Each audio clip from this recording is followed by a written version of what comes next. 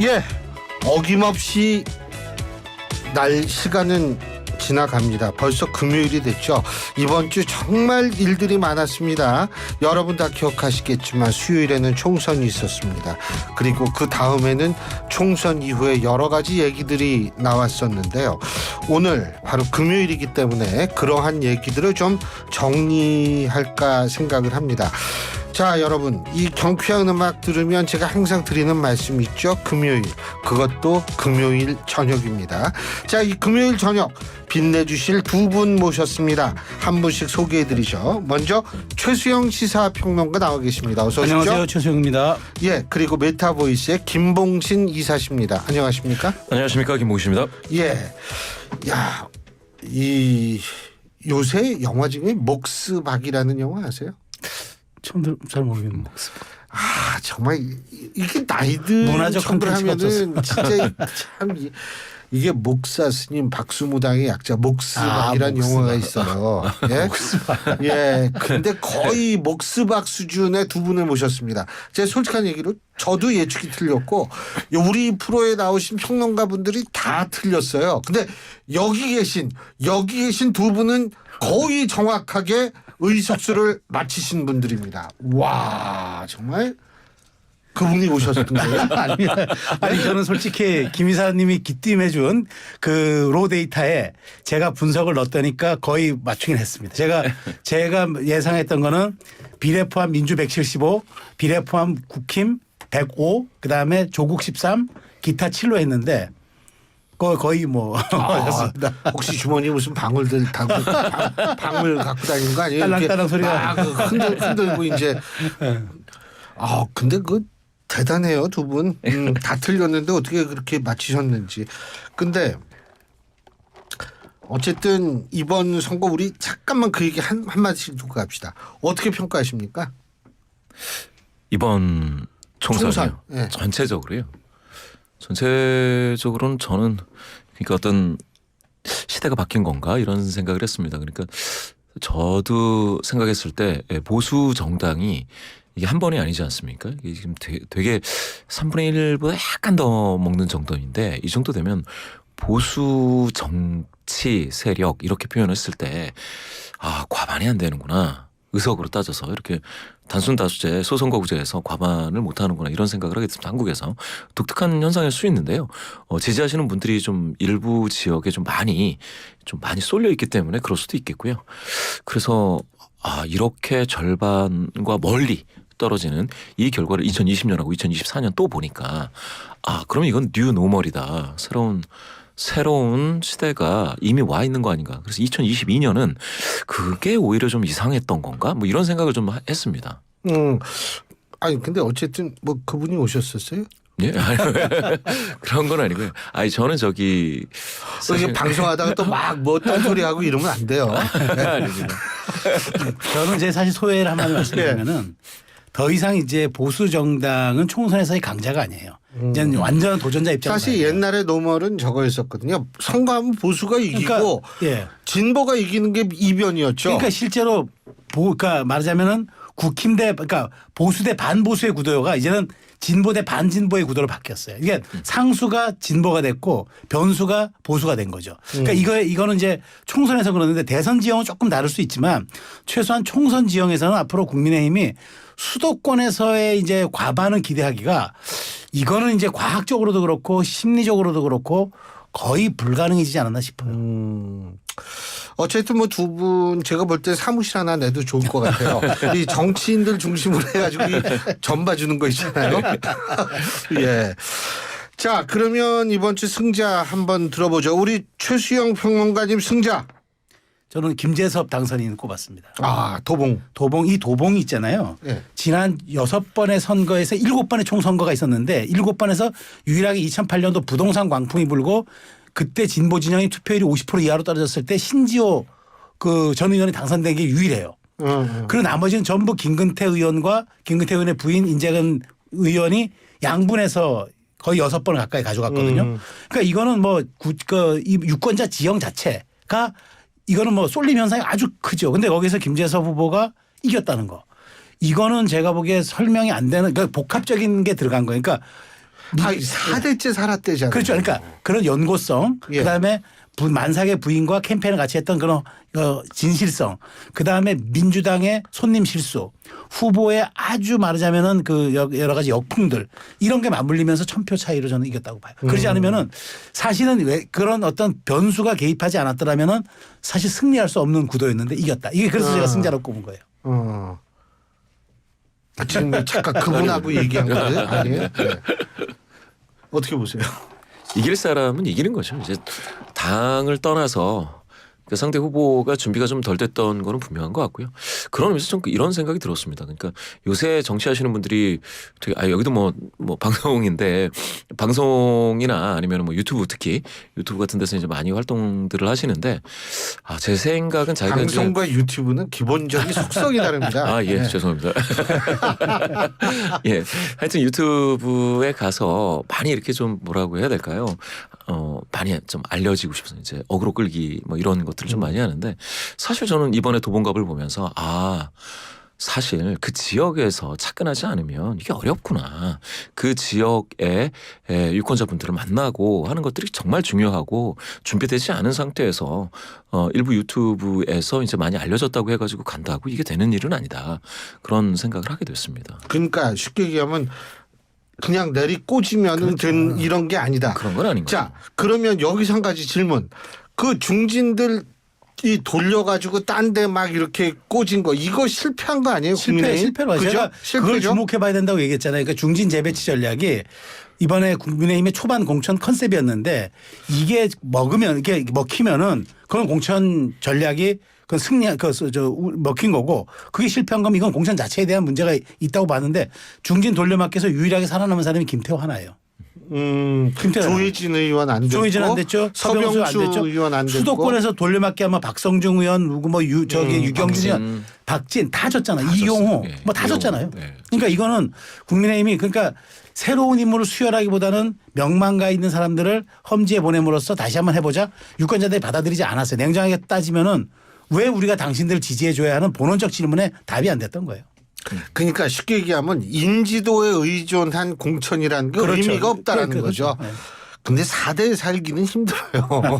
예. 이 4대는 조선시대부터 살아야 되는데 서울에서는 그것도 진짜 쉽지 않죠. 쉽지 않아요. 그 4대 사는 거. 그러고 보니까 제가 사실 종로구에서 대학교 2학년 때까지 살았거든요.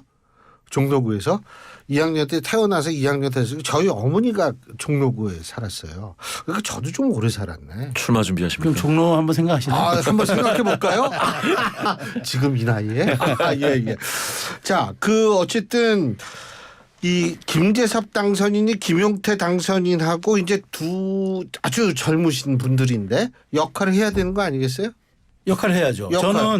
그래서 저는 이번에 굉장히 108석밖에 안 되는 정말 참패죠. 그런데 저는 그 유권자들 특히나 이제 우리 국민들이 굉장히 절묘하게 국민의힘에는 이른바 청장의 비율을 맞춰주고 그다음에 보수의 씨앗들을 남겨줌으로써 미래를 도모할 수 있는 저는 그거를 이제 준비해 줬다라고 봐요. 멘트가 정말입니다. 제가 왜냐하면 이 안철수, 나경원, 윤상현, 권영세 이런 중진을 살아온 거는 정말 미래 보수의 씨앗, 그러니까 잠재적 씨앗들 남겨둔 거고 그다음에 김재섭, 김용태 이번에 다 당선됐잖아요. 이 상황은 저는 이렇게 봐요. 최소한 이 두 사람 30대 정치인들이 보수 정당에서 그것도 경기 하나, 서울 하나에서 남겨준 거는 정말 미래에 대한 자산을 준 거예요. 그래서 이런 절묘한 말하자면은 분리 선택들 이런 것들은 국민의힘이 어떻게 다시 리빌딩하고 다시 한번 차근차근 빌드업을 통한 체질 개선하느냐에 따라서 기회가 올 수도 있다라고 저는 봅니다. 김봉신 이사님 승자 누구예요? 저는 이준석과 조국 두 분을 뽑았습니다. 승자죠. 실제로 그것도 승자고. 이조는 이조세요. 다른 일에서 그렇지. 예. 제가 이제 승자는 물론 이제 당선을 이끈 두 분인데 이제 승자라고 제가 생각을 했을 때 이게 탁 떠올랐던 거는 사실 두 분 다 자기가 원래 몸담았던 정당 그러니까 원래 이쪽이다라고 하는 걸 살짝 벗어나서 한 발짝 뒤로 빠져서 그래서 이겼다라는 게 있고요. 그다음에 이제 이준석 대표 같은 경우에는 이게 단일화를 했으면은 국민의힘과 단일화를 했으면 오히려 승리를 거머쥐지 못했을 당선을 검증 못했을 확률이 있죠. 아하. 야당이기 때문에 됐다. 예. 그죠? 오히려 끝까지 이제 3파전을 가져가면서 만약에 단일화를 했으면 민주당을 지지하시는 분들이 이 표가 이제 쏠림 현상이 좀 있었을 것 같아요. 그런데 이준석 이분은 이제 끝까지 지켰죠. 어떻게 보면 자신의 노선을 지키고 그래서 당선까지 갔다라는 게 참 대단합니다. 조국 이분도 저는 비슷하게 봤는데 어떻게 보면은 더불어민주당에 가서 뭐 자리 하나 달라 이렇게도 할 수 있을 법했는데 안 주지 않아요? 그러니까 그렇겠죠. 그렇겠죠. 예. 당차게 또 나와서 자기 이제 몫을 찾았는데 생각보다 제가 카운팅했던 것보다는 좀 많았습니다. 처음에 저는 4-5 정도 이겠다. 많으면 6이다 이렇게 봤는데 그 2배 12석을 했습니다. 상당히 깜짝 놀랄 그 지역구 후보가 전혀 없는데 비례만으로 이렇게 하는 거는 물론 2016년에 국민의당도 비례에서 꽤 했는데 그때는 지역 기반이 있었지 않습니까? 있었죠. 그리고 이제 그 호남 지역 기반의 호남 향후회가 또 있었고 했기 때문에 이제 가능했고 지금은 이제 완전히 비례에서만 이 정도 얻는 거는 쉽지가 않죠. 완전히 비례는 아니죠. 지역구 당선자 하나와 비례 둘이니까 이번에 조국. 조국 저 예. 이준석 때 얘기하는 예. 조국. 지금 잠깐 그분이랑 대화 중이죠. 예. 조국은 그렇고 이준석 마찬가지입니다. 상당히 저는 근데 이준석 대표는 자기 목보다는 원래 생각했던 것보다는 좀 약간 좀 줄어든 것 같아요. 그렇죠. 처음에 이준석 요 이준석 신당이라고 불려졌을 때요. 개혁신당이기 전에 그때는 아마 꽤 나왔어요. 두 자릿수 이야기가 그렇죠, 나왔었죠. 나왔죠. 예. 그런데 이제 그렇게 됐을 때는 그 몫은 이제 못 찾았지만 지역구에서 만약에 이준석 대표가 당선이 안 됐다. 그러면은 어떻게 됐을까? 뭐 당이 존속은 됐겠지만 되게 좀 비례는 위축이 당선됐겠죠. 예. 정당 득표율이 예, 있으니까. 그 정도에서 이제 마무리 제한이 됐을 텐데 이준석 되게 상징적인 그 뭡니까 당선을 이뤄냈다. 이렇게 좀 봅니다. 저는 조국 신당을 제가 13석 예상했다 12석 나왔잖아요. 근데 한 석 빠진 게 제가 마지막에 못 본 변수가 하나 있었어요. 조국 신당이 끝까지 말하자면 한동훈 특검위에는 시민 사회연대 임금제를 내지 말았어야 돼. 이걸 내는 순간 두 가지가 아주 네거티브하게 다가왔어요. 뭐가 됐냐. 급조된 정당의 한계를 보여준 거야. 이게 뭔가 공약은 내야 되고 정책을 내야 되니까 하나 냈는데 야 역시 사람 이름을 내건 정당이 이게 이 정책은 이게 아니로구나. 왜냐하면 급조되다 보니까 이게 이 정책에 대한 어떤 말하자면 불안정성이 있었고 두 번째는 역시 저는 그거죠. 조국이라는 사람은 역시 위험할 수도 있겠다. 왜냐하면 그게 사실은 그게 북유럽에서 시행하다가 스웨덴에서 하다가 이제 중단한 건데 그게 어떤 뉘앙스를 줬냐 그러면 사회주의를 연상시키는 효과가 있었거든요. 그러니까 하나는 급조된 정당이 한 거야. 하나는 이념적 도그마가 이게 혼재돼서 이게 네거티브하게 작용된 것 같아요. 그래서 저는 약간 사람들이 가려던 사람들이 주춤했던 효과가 있어서 예상보다 한 석이 좀 줄었다고 봅니다. 알겠습니다. 어쨌든 이준석 대표와 조국 대표 정말 아주 훌륭하게 잘 싸웠죠. 예. 자, 그러면 패자는 4부에서 계속 얘기를 하고요. 3부는 여기서 줄이겠습니다. 예, 3부에 이어서 4부 이번 주 승부 계속하겠습니다. 지금 이 자리에는 최수영 시사평론가 메타보이스의 김봉신 이사 두 분과 함께하고 있습니다. 자, 우리가 승자까지 얘기를 했는데 이제 패자를 얘기하겠습니다. 자, 최수영 평론가님 패자. 저는 이제 김주정 후보를 꼽았는데 이 당선됐잖아요. 당선됐는데 여기가 지금 우리나라 선거구에서 무효표가 가장 많이 나왔어요. 맞아요. 그거 4,696표인데 인근 수원 갑을 병 무 여기에는 1,000표 정도 나왔거든. 5배 정도 4배 이상 나왔다는 건 뭐냐. 도저히 내가 정당 투표하러 가서 정당 지지하러 갔는데 정당 지지까지 해놓고 개인을 찍지는 못하겠다 생각한 거예요. 그러니까 이거는 사실상 뺏지는 달았지만 패자죠. 그러니까 저는 이 문제는 민주당 입장에서도 곤혹스러운 게 최소한 이거는 적극 지지층에서도 이렇게 평가했다는 거잖아요. 투표 무효표가 4,700표 나왔다는 거는. 그러면은 저는 나중에 개원했을 때 이 부분은 따로 좀 봐야 된다고 생각해요. 그러니까 정말 이거는 말하자면은 계속 같이 당인으로 가야 될 건지 어떻게 이건 제가 말씀드린 게 뭐하지만 냉정하게 당 지도부가 한번 판단해 볼 필요가 있다고 생각이 들어요. 이 의사가 표가 확인된 거잖아요. 예. 어떻게 보세요? 그러니까 이게 사실은 이제 더불어민주당에서도 만약에 징계를 한다라고 한다면 그게 이제 국민 감정선을 건드렸다라는 부분에서는 이해는 되는데 징계를 할 수 있는 요건을 그렇죠. 갖춰야 되잖아요. 그렇죠. 그게 애매할 것 같고요. 그 다음에 이제 사실 유무라든지 이런 것들이 이제 정확하게 밝혀져야 되고 이제 용어 선택을 제대로 했는지 이런 것들이 쭉 있어야 될 것 같습니다. 그러니까 이게 되게 애매한 거예요. 예전에 2020년 그때도 선거 끝나고 지난 총선에서도 선거 끝나자마자 바로 부동산과 관련해 가지고는 바로 이제 제명을 했든가 했었죠. 누구. 그렇지만 또 꽤 오래가는 이슈들도 있었습니다.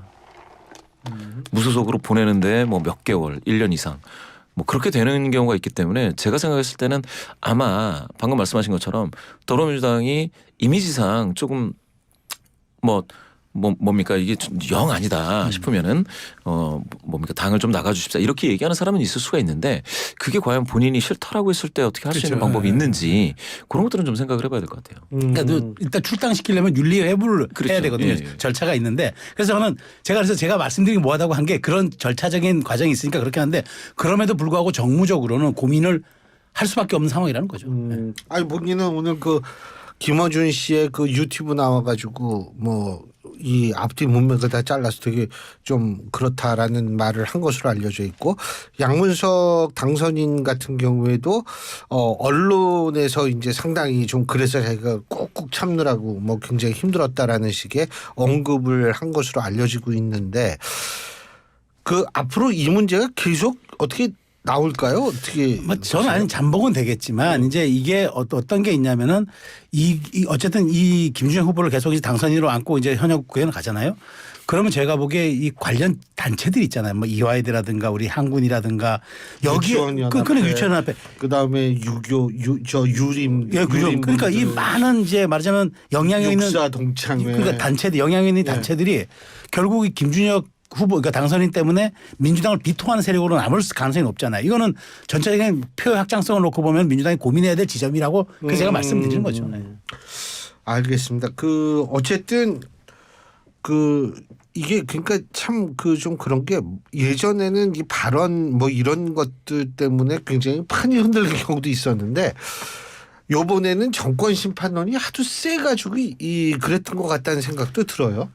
그렇죠. 네거티브가 저는 그러니까 한동훈 그 비대위원장 그분이 그 냈던 발언들 있지 않습니까? 이게 그러니까 그게 좋다 나쁘다를 떠나서 효과성이라는 측면에서 좀 다시 검토를 해볼 필요가 있는 게 사실은 네거티브 메시지라든지 많이 있는데 저거는 통했던 것 같아요. 그러니까 개헌성을 뭐 막아달라라는 이 메시지는 상당히 뭐 잘 먹혔다라고 생각은 드는데. 그거 근데 진짜잖아요.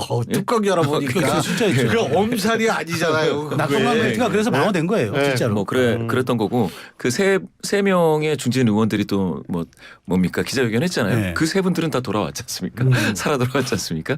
그런 거를 보면은 그런 메시지는 맞는데 이렇게 이제 후보들의 발언을 가지고 이제 네거티브 메시지를 때린 그거는 이게 그 후보 하나도 낙선시키지를 못했어요. 그렇게 보면은 반반인 것 같아요. 예. 한동훈 비대위원장의 어떤 메시지가 효과적이었냐는 거는 제 생각엔 반반입니다. 그러니까 우리 교수님도 이제 그 정치학을 하시잖아요. 그러니까 우리 선거 캠페인에 보면은 이제 프레이밍 전쟁이라고 하는데 프레임에는 이제 표층 프레임이 있고 심층 프레이밍이 있잖아요. 근데 표층 프레임이 이제 이른바 한동훈 위원장이 얘기한 2조 심판 그다음에 거야 심판 막말 논란 부동산 논란이 공격했어요. 사안별로. 근데 이제 우리가 착시 현상이 있었던 것 같아요. 그러니까 이게 정권 심판과 이제 한동훈 위원장이 얘기하는 2조 심판 이런 막말 논란 이런 것들이 맞부딪히니까 혼전이겠다고 약간 착시가 있었는데 이미 심층 프레임 정권 심판론이라는 기저에 깔린 이거는 중국의 장관과도 같이 흐르는 거죠. 해류다 이거죠. 그렇죠. 해류. 해류가 흐르는 거예요. 이게 위는 파도고 밑은 해류 아닙니까? 그러니까 우리가 그 착시가 있었던 것 같아요. 그래서 막 혼전이다 뭐다 이렇게 봤는데 실질적으로는 이미 그 경기 시작 전에 도도한 그 정말 해류가 저류에서 흐르고 있었던 거죠. 그러니까 이거를 표층 프레임으로 어떻게든 이걸 좀 덮어보려고 했는데 그게 안 된 거죠. 저는 그렇게 봐요. 패자 우리 김봉신 이사님. 아니 저는 사실 이거 폐쇄할 때마다 너무 부담스럽습니다. 왜냐하면 착해서 그래요. 내가 김봉신 이사님 착한 건 누구보다도 잘 알지. 아니 감사합니다. 근데 저희 녹색정의당과 이낙연 두 분을 어쨌든, 네. 녹색정의당은 당인데요. 이낙연 이거 왜 이렇게 생각을 했냐면 사실은 어떻게 생각하면은 국민의힘도 승자는 아니고 굳이 따지자면 굉장히 매운 뭡니까 회초리를 맞았다라고 봐야 될 텐데 그런데 아니 지난 총선과 딱 비교를 했을 때 한 당이 진짜 영석이 된 게 이제 녹색정의당입니다. 영석이 됐다는 거죠. 그럼 이제 좀 충격이고 이낙연 이분은 제가 봤을 때 물론 새로미래가 지역에서 이제 한석이 됐긴 했는데 이낙연 이분 같은 경우에는 대선 주자급 인물인데 당을 뛰쳐나와서 하나의 흐름을 만들겠다고 했는데 예 지역에서 한석된 것도 사실은 소가 이제 뒷걸음질 치다가 잡는 격이 돼버려서 거의 실적이 이낙연 효과로서 얻는 실적은 없다라고도 할 수가 있어서 저는 되게 이 패자라고 하기가 너무 좀 가슴이 아프지만 이 여기에는 이제 패배의 원인을 따져봐야 된다. 그리고 반성하고 뭐가 바꿀 게 있으면 바꿔야 되는 그런 세력들이다 이렇게 생각했습니다. 본인도 사실은 이낙연 대표께서도 굉장히 그 인터뷰할 때 당황스러운 표정이더라고요. 제가 그분을 좀 평소에도 아는데 굉장히 당황스러우신 것 같은데 그럼에도 불구하고 그런데 제가 여기에서 한 가지 좀 질문을 하겠습니다. 그 뒷걸음치다가 잡으신 분 김종빈 의원 이분이 지금 이분 같은 경우에 계속 살아온 미래에 남을까요? 어떻게 할까요? 어떻게 한다고 보세요? 전 당분간 남을 거라고 봐요. 지금 사실 본인이 그렇게 이재명 리더십을 비판해서 뛰쳐나온 사람이 다시 당선되자마자 민주당을 복당한다? 그거 쉽지 않을 거예요. 그리고 그거는 정치가 아무리 실리해도 일단 정치는 명분을 깔고 가야 됩니다. 그러지 않으면 모든 게 다 실패하죠. 그러니까 적절한 명분, 이른바 야권에 대한 어떤 야권 대 여권이 다시 한번 진영 대결을 펼치거나 어떤 접점이 있을 거예요. 그럴 때 이제 자연스럽게 묻어 들어가는 방법은 모르겠지만 당분간은 새로운 미래라는 당의 간판으로 단 한석이지만 김종민 의원이 자기 정치를 보여주면서 호흡 조절을 한 다음에 어느 시년 예컨대 대선을 앞두고 있다거나 이런 측면에서는 이제 어떻게 합당가 가능하겠지만 당분간은 제가 보기엔 새로운 미래로 가야죠. 동의하세요 이사님은? 동의합니다. 예, 그렇지 않고서는 방금 말씀드린 것처럼 명분 없이 뭐 실리만 따져서는 정치가 성립이 되지 않는다라는 게 있는 거죠. 그러나 제가 봤을 때는 만약에 조국혁신당이 한석이 모자라서 교수단체를 못한다라고 해서 그 여쭤보려고 예. 그래서 잠깐 일단 들어와서 교수단체 지원금 받으면 그거는 좀 나눠 갖자 19대 1로 뭐 이러면은 저는 뭐랄까요 교섭단체 용으로 해서 붙을 수는 있다고 봅니다. 그거 중요한 포인트인데 조국 혁신당 교섭단체 일단 만들려고 노력하지 않겠어요? 어떻게 하죠. 보세요? 그래서 김민석 상황실장이 선거 때 얘기했어요. 지금 우리가 15석으로 내리는 걸 고민하고 있다고. 실제 그 발언했어요. 저도 그때 당연히 알아들었죠. 조국 혁신당은 물론 기자회견 때 김민석 이거 조국 혁신당 그 의도에서 한 말이 아니라 우리 정치가 20석이 너무 허들이 높아서 조금 내리는 걸 고민 중이라고 얘기했는데 갑자기 그걸 선거 때 왜 했겠어요. 그러면 이왕이면 12석이라고 얘기하지. 근데 15를 얘기했는데 그때는 15까지도 나올 수 있다는 전망이 왜 있었을 12석입니까? 때니까. 13이라는 숫자는 좀 불길하잖아요. 뭐 이렇게 얘기를 하면서 12석으로 하지 이왕이면. 네. 그거 가능하다고 보세요? 아니 그러니까 더불어민주연합은 좀 흩어질 거 아니겠습니까? 그런 정당들까지 다 합치면 조국 혁신당 20석 비슷하게 되거든요. 그러면은 의원 꿔주기 같은 거를 안 받아도 20석을 지금 채울 수가 있죠. 예, 진보당하고도 같이 해야 되죠. 진보당이 3석입니다. 그렇죠. 비례해서 이제 민주연합에서 2석이고 거기에서 이제 시민단체 시민단체 추천한 추천. 의원이 있죠. 그리고 이제 새진보가 근데 제가 2석이고. 잘 모르는 게 시민단체 추천 비례가 됐어요. 근데 이분들이 당적을 옮기면은 그거 괜찮은가요? 그러니까 뭐 출당 형식으로 되는 출당 형식으로 하면 되죠. 그건 민주당이 도와줘야 될 그걸 도와줘야죠. 근데 민주당이 도와줄까요? 그럴 수 있죠. 아니 저도 전략적으로는 그럴 수 있다고 보는 게 뭐가 있냐면 그래서 교섭단체가 되잖아요. 그러면은 이제 그 앞으로 말하자면 그 간사가 3명 두는 거 아닙니까? 그렇죠. 이러면 상임위, 3당 구조가 되잖아요. 그러면은 이게 국회 운영이 완전히 달라져요. 그러면 국민의힘이 제도적으로 포위가 돼요. 제도적으로 포위가 되고 이른바 뭐 패스트 트랙 올리거나 뭐 그다음에 빨리 법안 처리할 때 양당 간사가 합의하면 그거 끝이에요. 그러니까 이게 1대1 구도와 2대1 구도는 예의가 달라지는 거죠. 그러니까 국민의힘을 전략적으로 포위해서 22대 국회에 완전히 우리가 전략적으로 쥐고 가겠다고 마음 먹으면은 그렇게 출당해가지고 만들어줄 수도 있죠. 그리고 아이 상임위원장은 그리고 어차피 국회 운영위 빼놓고는 다 민주당이 가지고 갈 거 아니에요. 그러니까 거기서 조금 나눠줄 수도 있잖아요. 물론 이제 그러니까 상당되면 나눠줄 수 있죠. 있죠. 그 지원금이라는 측면에서도 국민의힘을 상당히 압박할 수 있는 수단이기도 하죠. 그게 그렇죠. 전체 50%를 3등분해 가지고 이제 각각 먹는 건데 그렇게 따지면은 조국혁신당은 생각보다 이제 많은 지원금을 받을 수 맞죠. 있는가 하면 국민의힘 깎이는 입장에서는 거죠. 타격이 있죠. 더불어민주당은 의석수가 많기 때문에 나머지 50%에서 또 가져가는 게 있지 않습니까? 그렇게 따지면은 국민의힘은 조국혁신당의 교섭단체로서의 등장은 굉장히 위협적일 수 있죠. 그런데 이제 여기서 이제 우리가 봐야 될 게 그런 식의 인위적 정계 개편을 국민이 어떻게 바라볼 것이냐. 그러니까 우리가 190석 준 건 니네 이렇게 장난질 치라고 준 거냐? 니네들이 교수단체를 이렇게 의원 꺼주게 하면서 만들어도 돼? 라고 역풍이 불잖아요. 그러면 동력이 사라질 수 있죠. 저는 이제 국민들이 이제 이게 경험칙이 있어요. 그러니까 지난번도 민주당이 180석 거의 가까이 했잖아요. 2번 지금 경험을 하고 있잖아요. 그때는 이제 여당 지금 야당으로서 받은 건데 그때 국민들이 심판한 게 정권 심판을 한 게 문재인 정부 심판한 게 그거잖아요. 180석 준 거고 너희들 뭐 했어. 맨날 검찰개혁 얘기하고 뭐 언론 탓하다가 이렇게 된 거 아니라고 했는데 이번도 비슷하게 와가지고 초반부터 그런 정략적 당략적 이제 말하자면은 행보를 할 경우에 저는 그렇다고 그렇게 보면 좀 긴 호흡으로 놓고 보면 민주당이 결코 유리해지진 않죠. 그러니까 당장은 좀 그 달아 보이겠지만 그걸 좀 생각해 볼 여지가 있을 것 같아요. 그 얘기 말씀하시니까 제가 한 가지 원래 민주당은 180석 정도를 생각을 했는데 이게 들나왔다. 그래서 이재명 대표도 내심 굉장히 그 당내에서도 좀 그런 얘기가 있다. 뭐 이런 설도 있는데 이게 진짜인지 모르겠어요. 어떻게 보세요?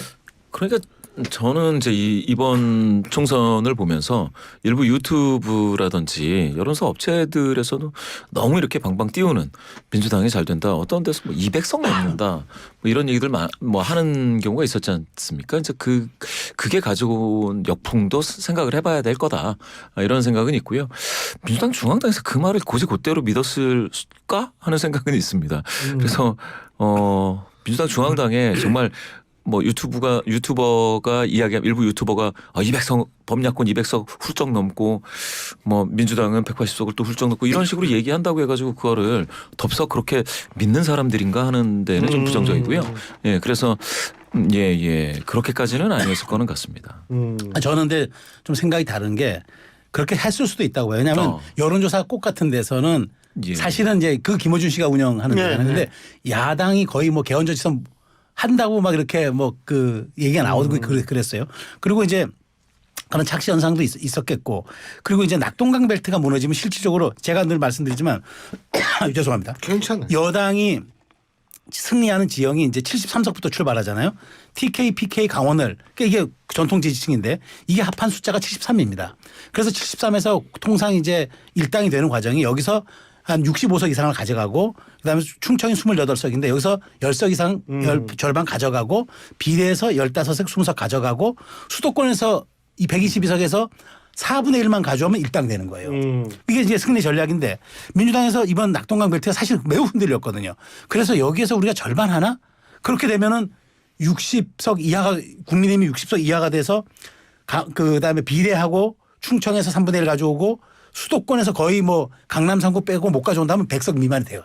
그러니까 그런 약간 착시 현상이기도 하고 약간 그러니까 정보의 왜곡일 수도 있는데 제가 보기에 그러니까 정보를 받는 게 아니라 소음을 받은 거죠. 아니 그렇게 생각하는 거는. 낙동강 벨트 무너지면 그렇다. 근데 그 낙동강 벨트에 직접 지원 유세를 나가셨던 분이 또 문재인 전 대통령 아닌가요? 맞죠.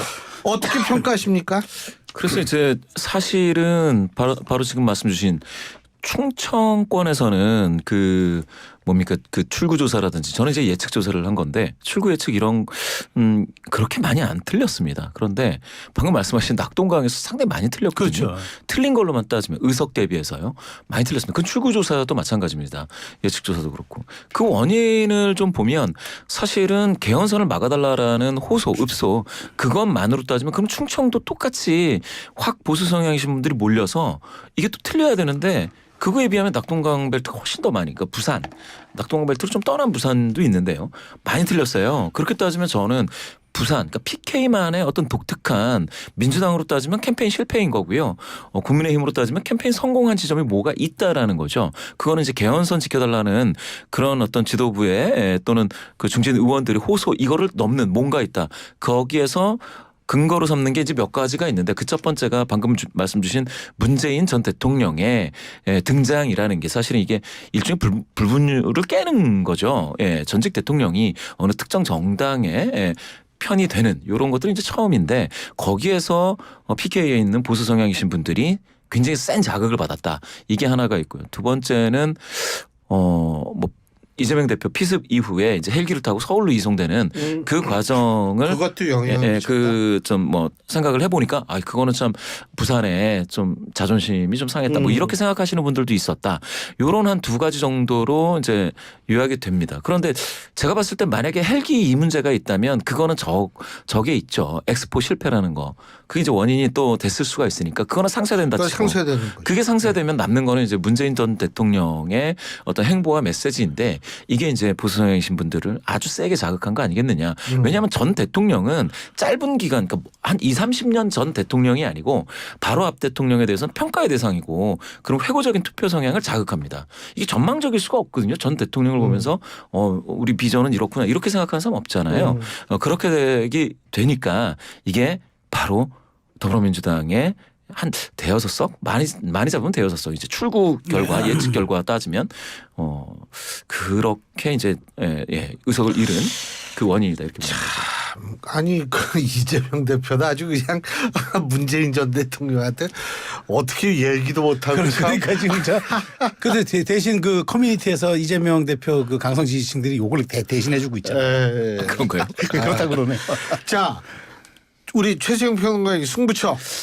저는 이제 그 과거의 승부처이기도 하지만 이제 앞으로의 승부처이기도 해서 제가 윤석열 대통령의 대국민 담화를 꼽았는데 저는 제가 보기에 이번 선거의 마지막에 대파보다도 논란을 그 악영향을 끼친 게 대국민 담화였다고 봐요.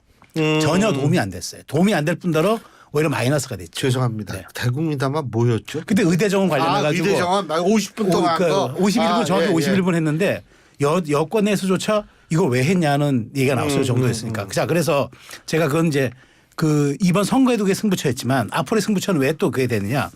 이런 식의 태도나 방식이라 그러면은 저는 더 고립될 거라고 봐요. 그래서 바꾸셔야 된다는 거.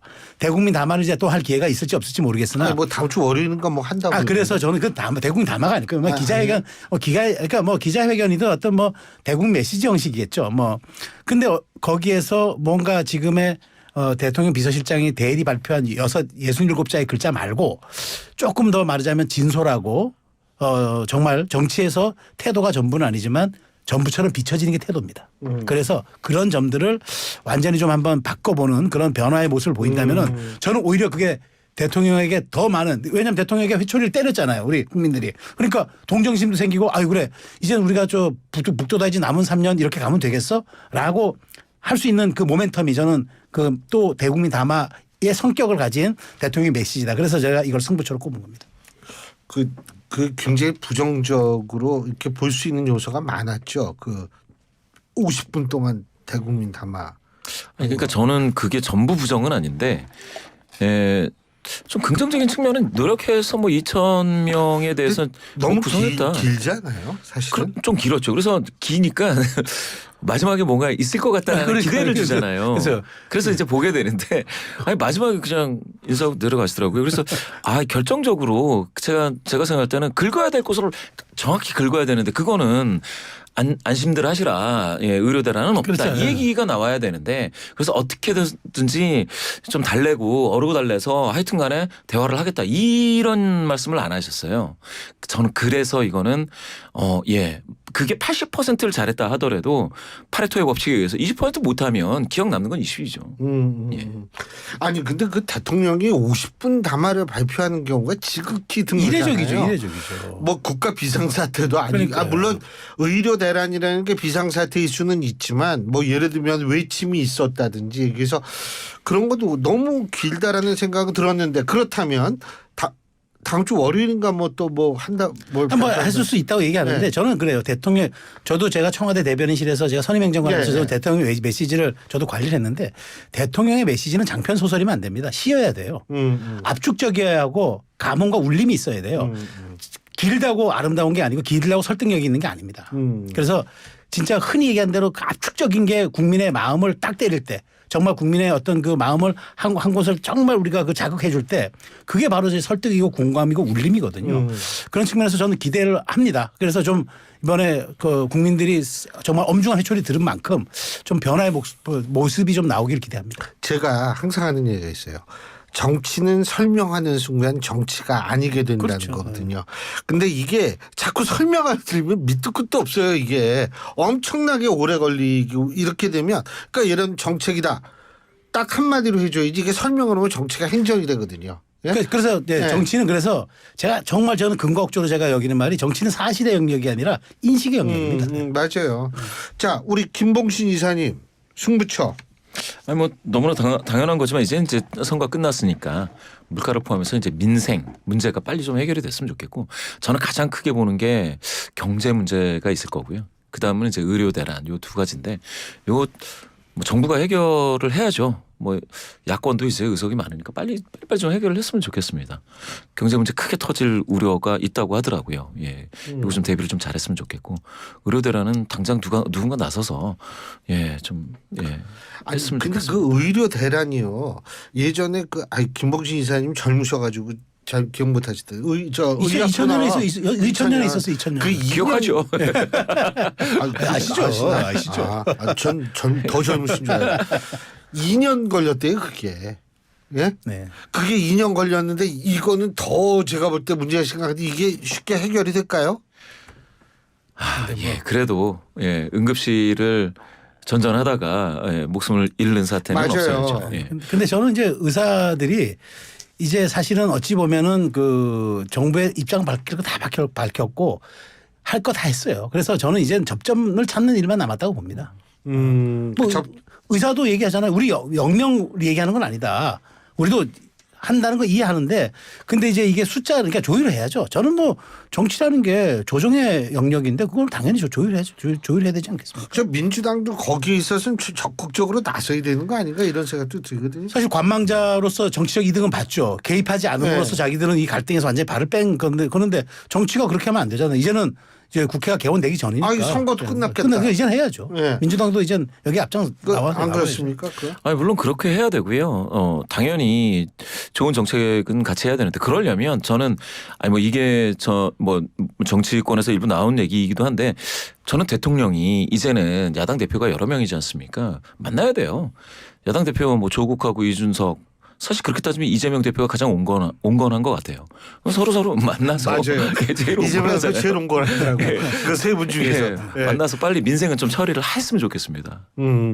만나긴 만날 거라고 보시죠. 이제 저는 이제 단독 영수회담이 아니라 여야정 협의체 복원이라는 그런 형식을 통해서 만날 것 같아요. 여야정 협의체 원래 하겠다고 했어요.